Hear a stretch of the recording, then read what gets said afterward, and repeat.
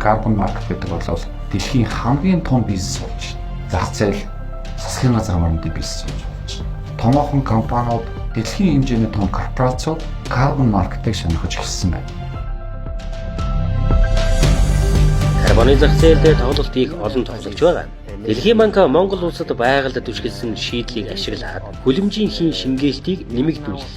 Ялангуяа Парисын хилцээрээр хүлээсэн үндэсний тодорхойлсон хувь нэмрийн хүрээнд хүлэмжийн бууруулах ямар боломж байна? Тэр бүм модноос гадна бэлчээр, ландшафтын хүрээнд хүлэмжийн шингээх өөр боломжууд байгаа нь тайлангаас харагдаж байна.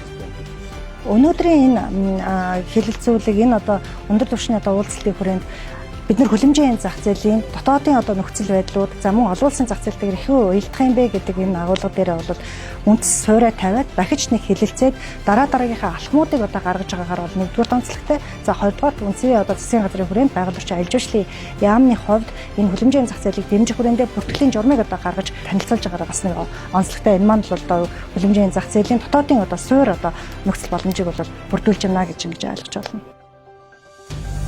Миний хувьд Индонез улсыг нүүрс төрөгч буюу карбоны зах зээлд амжилттай ажиллаж байгаагаар нь онцлмаар байна. Яагаад гэвэл энэхүү улс нүүрс төрөгчийн зах зээлд хамгийн түрүүнд орж бүс нутагтаа амжилттай байгаа. Тиймээс ч Монгол улсын хувьд энэхүү улсын жишээнээс суралцах боломжтой. Мэдээж халуун орны бүсийн ой, сэрүүн бүсийн ойтой харьцуулахад өөрч гэсэн удаан хугацааны туршлагатай энэхүү улсаас суралцах нь зүйтэй хэмээн зөвлөмөр байна.